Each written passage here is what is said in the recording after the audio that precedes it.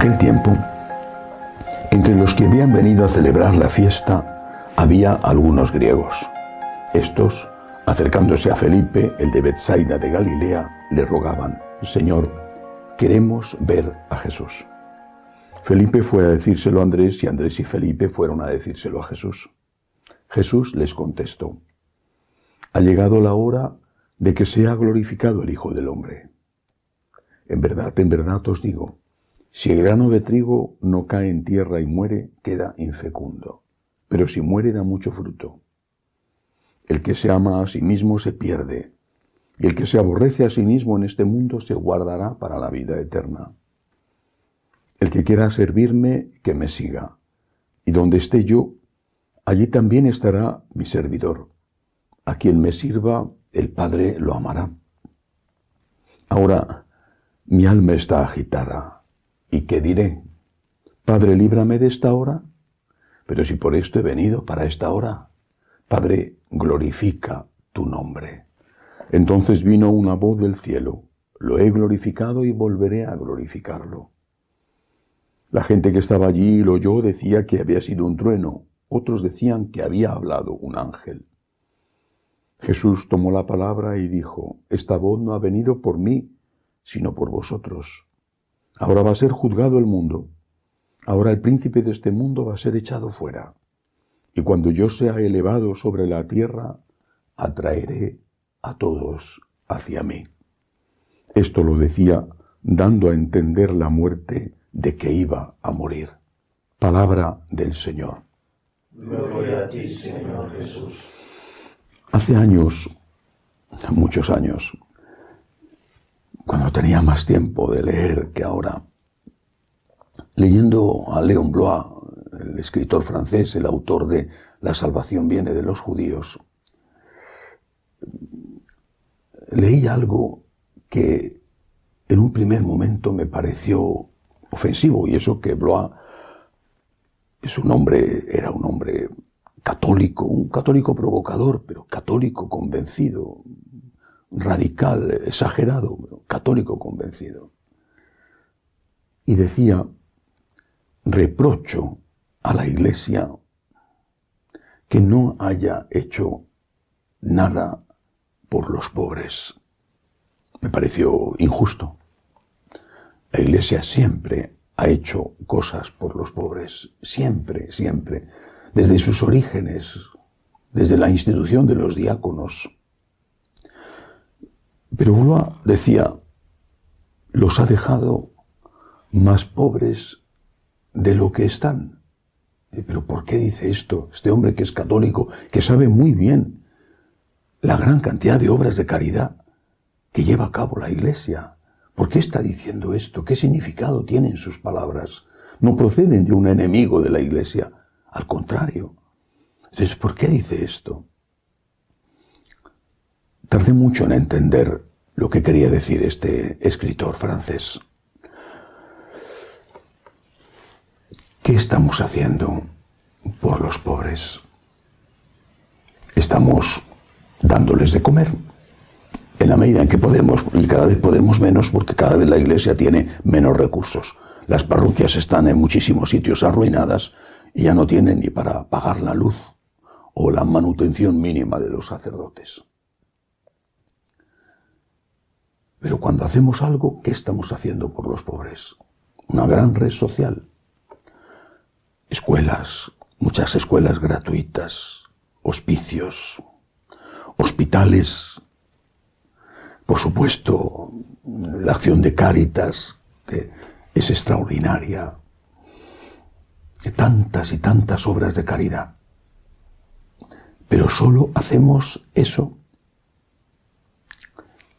O dicho de otra manera, estamos ayudando a los pobres, y no me gusta mucho el concepto, estamos ayudando al que sufre, porque el que ha perdido un hijo es un pobre, aunque tenga pan en su casa. El que tiene un cáncer es un pobre, aunque tenga una medicina. O el que está con el COVID es un pobre, incluso aunque esté siendo bien tratado y atendido. ¿Qué estamos haciendo por los que sufren? Bien porque no tienen para comer, o porque están enfermos, o porque están sufriendo por cualquier causa. ¿Qué estamos haciendo? Ahí es donde está el problema. Y es un problema gravísimo. Es, una vez más, un problema que tiene su raíz, su origen en la falta de fe. Lo que pasa es que esto ya lo denuncia Léon Blois, que es el amigo, el padre espiritual de Jacques Maritain, de Jacques y Raisa Maritain, los padres del personalismo cristiano, es decir, estamos hablando del siglo XIX, siglo XX. ¿Qué estamos haciendo por los pobres desde hace tantos años? Solo darles de comer. Cuando podemos darles de comer. Hay algo que no estamos haciendo y justamente eso es, como decía Blois, lo que les deja más pobres de lo que son. Porque lo que no estamos haciendo es tan importante o incluso más importante que darles de comer. No estamos siendo capaces de dar un motivo, una utilidad a ese sufrimiento. El pobre, el hambriento, el sediento, el solitario, el enfermo, el encarcelado, es alguien que se convierte en un mero receptor.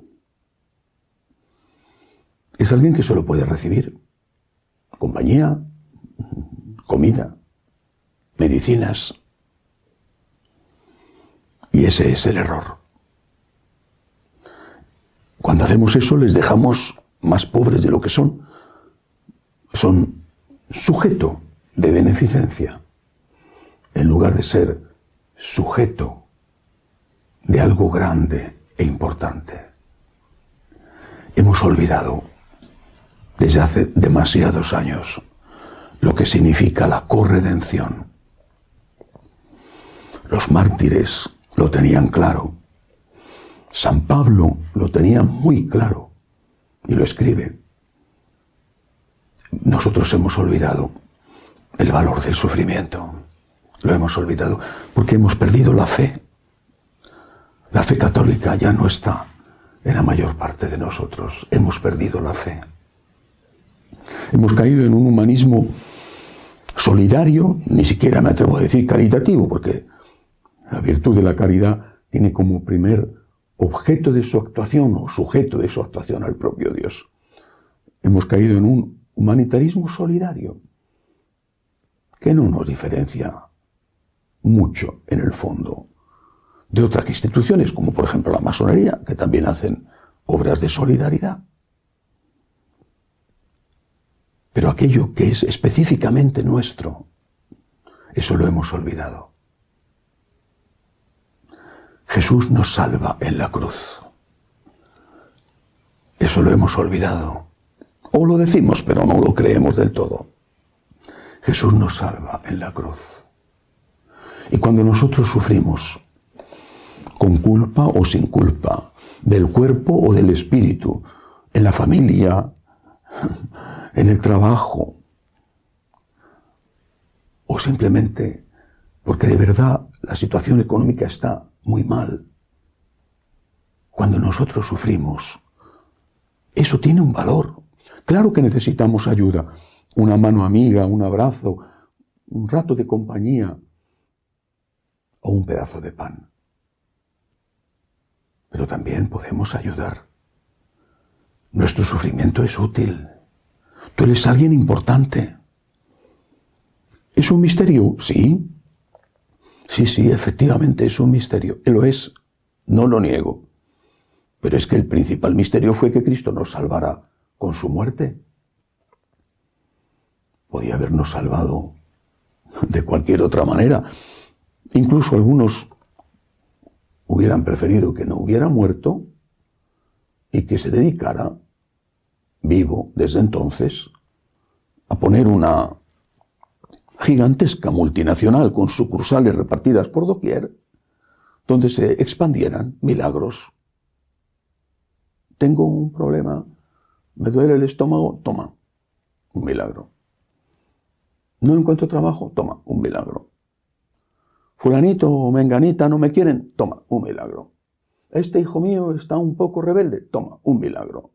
Eso hubiera sido para muchos salvación. Vivir sin problemas, vivir sin dolores o vivir eternamente. Y esa no fue la salvación de Cristo.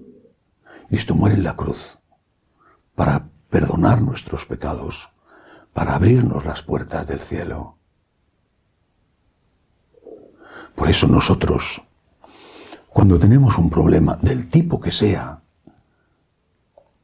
no somos personas inútiles, sujetos solo de algún tipo de beneficencia, el pan o la compañía. Somos personas utilísimas, porque podemos ser corredentores con Cristo. Es decir, podemos colaborar. Y Él no es más que una gota de agua, esa pequeña gota de agua que el sacerdote añade en el cáliz durante el ofertorio. Ya lo sabemos, Cristo es el Redentor, pero somos corredentores. Mi sufrimiento aceptado, ofrecido, es un sufrimiento corredentor. Repito, lo hemos olvidado. ¡Qué triste! Hemos dejado a los pobres más pobres de los que son, porque no les hemos enseñado que lo suyo sirve. Y el enfermo de cáncer no sabe por qué sufre, y se le ofrece solo, o los cuidados paliativos, o directamente la muerte con la eutanasia. Tú tienes un valor cuando sufres, tienes un valor. Eres útil. Tienes que meterte esto en la cabeza. Y no solo los grandes sufrimientos impresionantes o que ocasionan la muerte, las pequeñas cosas de cada día, los inconvenientes, la convivencia. Por ti, Jesús, por ti, unido a ti, Señor. Yo me ofrezco a ti, acepto este sufrimiento unido a ti y lo ofrezco por mis hijos, por mis amigos, por mi patria, por la Iglesia, por ti, Jesús, unido a ti, Jesús. Una vez más repito lo que es un lema, quizá un lema poco practicado, pero un lema para nosotros los franciscanos de María. Quien tiene un problema, tiene un tesoro. Eres corredentor. Y la primera corredentora, la Santísima Virgen María. Nos han redimido con el gran Redentor que es Jesucristo. Su sufrimiento ofrecido ha colaborado, aunque sea en una ínfima, pequeñísima parte, con la redención de Cristo.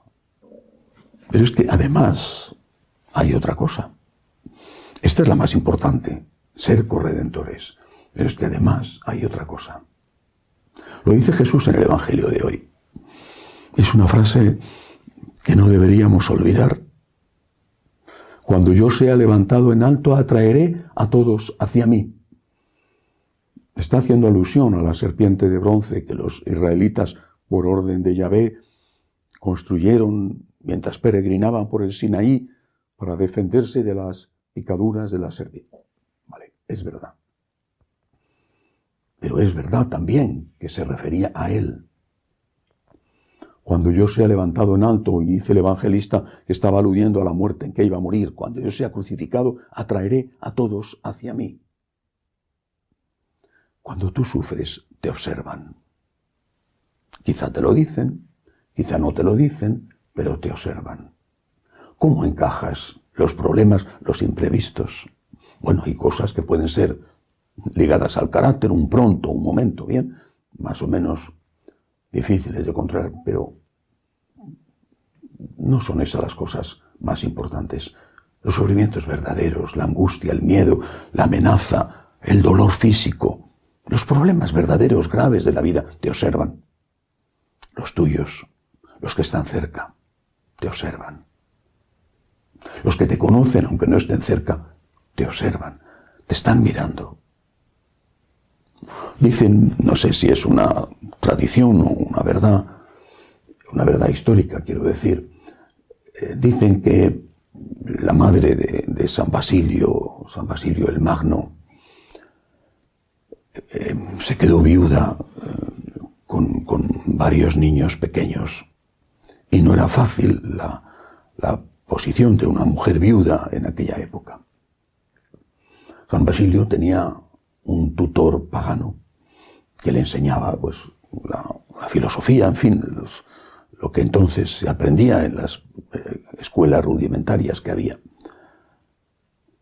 Estamos hablando de los primeros siglos de la Iglesia, siglo IV. Y ese tutor conoció naturalmente a la madre de San Basilio y vio cómo era. Y un día exclamó: ¿qué mujeres hay entre los cristianos? Lleno de admiración. Si de nosotros se decía, lo cuentan los Hechos de los Apóstoles, mirad cómo se aman por nuestras obras de caridad. También se decía, mirad cómo sufren, mirad cómo afrontan el martirio, mirad cómo afrontan la enfermedad, la pobreza, las contrariedades de la vida. Nosotros que estamos siendo levantados en alto también, y nos observan. Cuando tienes un cáncer, cuando tienes un problema, cuando tienes un disgusto, cuando algo no sale bien, más allá del pronto o del momento, ¿cómo reaccionas? ¿Qué estás haciendo con ese tesoro que te han dado? ¿Te comportas como un cristiano o como un pagano? ¿Te comportas como un cristiano o como un ateo? Porque en el fondo, ¿qué diferencia hay? Si tú, delante de los problemas, no eres capaz de afrontarlos con Cristo, o por lo menos de pedir a Dios que te dé la ayuda, la fuerza, y de ofrecérselo a Él. Si tu fe no influye, no tiene nada que ver, no cambia tu comportamiento cuando sufres, ¿para qué influye entonces tu fe? Si no tienes esperanza de que hay vida eterna, ¿qué tipo de fe tienes? Si no eres capaz, con la gracia de Dios, de poner una sonrisa, aunque no sea brillante y luminosa de oreja a oreja, pero sí una sonrisa tibia, pequeña, cuando tienes ganas de poner un rictus de amargura o un grito, ¿para qué sirve tu fe? Y si no eres capaz, al menos debes entender que tendrías que ser capaz y pedir a Dios ayuda. Señor, ayúdame a ser luz cuando me estoy consumiendo como una vela. Ayúdame a ser luz cuando ya no tengo fuerzas. Ayúdame a dar un ejemplo a mis hijos, a mis amigos, para que ellos puedan decir, ¿qué secreto tiene? ¿Por qué no se desespera? Yo me desesperaría. ¿Por qué no se desespera? ¿Por qué no está amargado? ¿Por qué sigue luchando? ¿Por qué, estando mal, sigue aún preocupándose por los demás? ¿Por qué se traga las lágrimas? ¿De dónde saca la fuerza que yo no tengo? Si aquel maestro pagano decía, ¿qué mujeres hay entre los cristianos? Y eso le convirtió, también hoy los que nos rodean tendrían que decir, hay que ver cómo aman los cristianos, cómo sufren los cristianos. Hay que ver cómo miran a la muerte con miedo, o cómo aguantan el dolor con mucho miedo, pero cómo son capaces, con una fuerza que no entiendo, de sonreír a la hermana muerte y de abrazar al dolor. Cuando yo sea levantado en alto, atraeré a todos hacia mí. Cristo lo hizo. Y nosotros debemos hacerlo y debemos pedírselo a Dios. Ayúdame, Señor. Dame la fuerza para ser corredentor tuyo, para entender que cuando tengo un problema tengo un tesoro, y para ser luz que ilumine a los demás y les enseñen el camino hacia ti. Que así sea.